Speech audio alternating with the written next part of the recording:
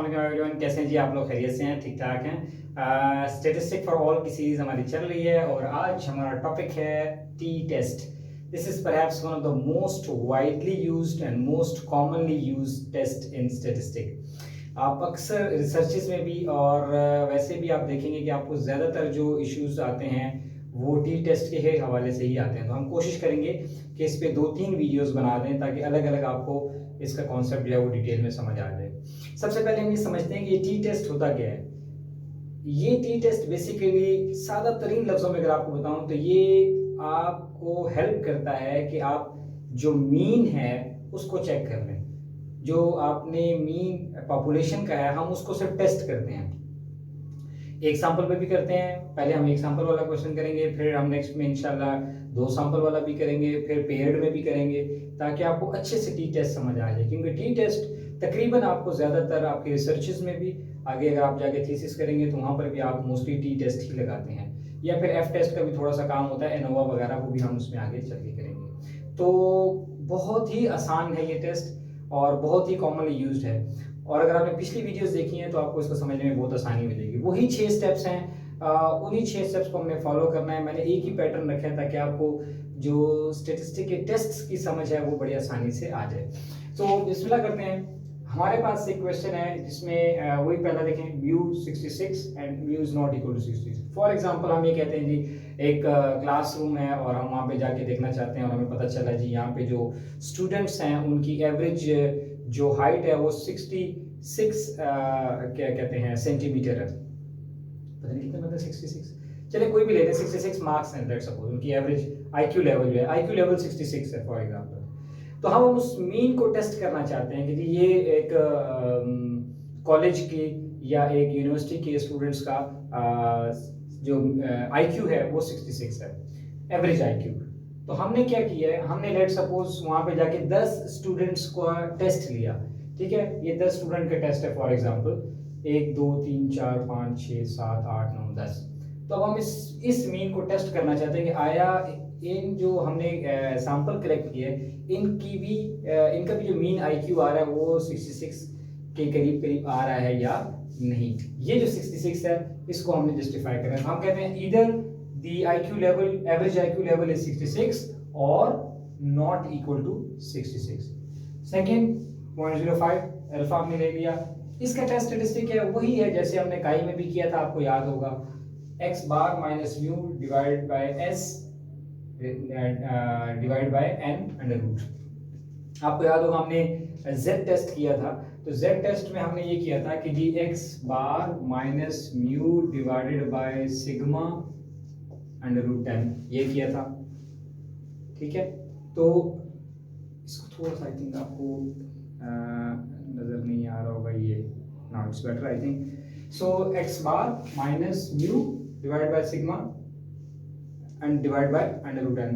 तो अब चूंकि पॉपुलेशन का तो हम चेक नहीं कर रहे, हम तो कर रहे हैं सैंपल का, तो इसको हमने रिप्लेस कर दिया s के साथ। ठीक है, सैंपल मीन के साथ, बाकी तकरीबन वही चीजें हैं। अच्छा, अब हमारे पास x बार नहीं मालूम, म्यू की वैल्यू सिर्फ हमें मालूम है और n की वैल्यू हमें मालूम है। तो हमें ये दो वैल्यू मालूम करनी है, x बार और s।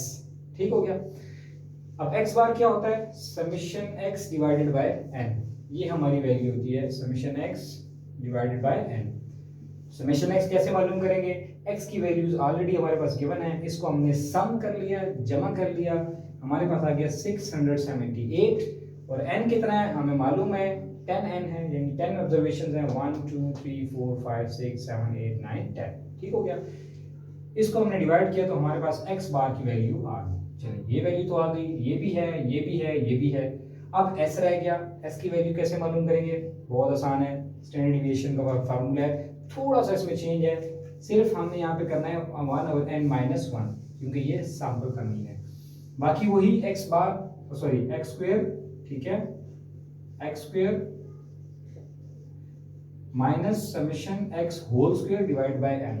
अच्छा, अब हमारे पास समेशन x की वैल्यू भी है, n की वैल्यू भी है, तो हमने क्या किया 1 divide by n minus 1। n कितना है 10 minus 1 summation x whole square. Summation x हमारे पास ऑलरेडी नोन था 678, इसका होल स्क्वायर, n की वैल्यू हमें मालूम है 10, सिर्फ ये वैल्यू कैलकुलेट करनी है, समेशन एक्स स्क्वायर।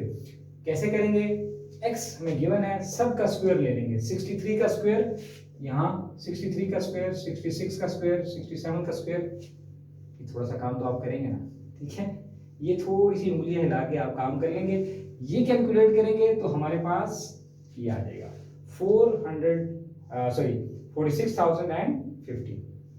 इसको हमने जमा कर लिया, ये वैल्यू हमने यहाँ पे प्लेस कर दी इस फॉर्मूले के अंदर, ठीक हो गया।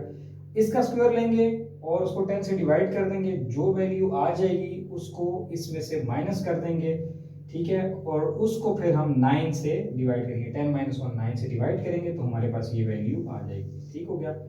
एस स्क्वायर हमारे पास यानी वेरिएंस की, सैंपल वेरिएंस की ये वैल्यू आ गई, लेकिन हमें एस स्क्वायर नहीं चाहिए, हमें एस चाहिए, ठीक है। तो एस स्क्वायर को क्या करेंगे, दोनों तरफ स्क्वायर रूट ले लेते हैं, तो ये स्क्वायर तो रूट के साथ खत्म हो जाता है, ठीक है। अगर इसका स्क्वायर लेंगे तो ये 2 स्क्वायर रूट के साथ खत्म हो जाएगा, इसका स्क्वायर रूट लेंगे तो हमारे पास आ गया 3.01। अब हमारे पास फार्मूले के लिए मसाला तैयार हो गया है, अब मसाला इस फार्मूले में डाल देंगे। एक्स बार क्या है 67.8, म्यू क्या है 66, अच्छा एस क्या है 3.01 और एन क्या है 10। इसको सॉल्व करने से हमारे पास टी की वैल्यू आ गई 1.89।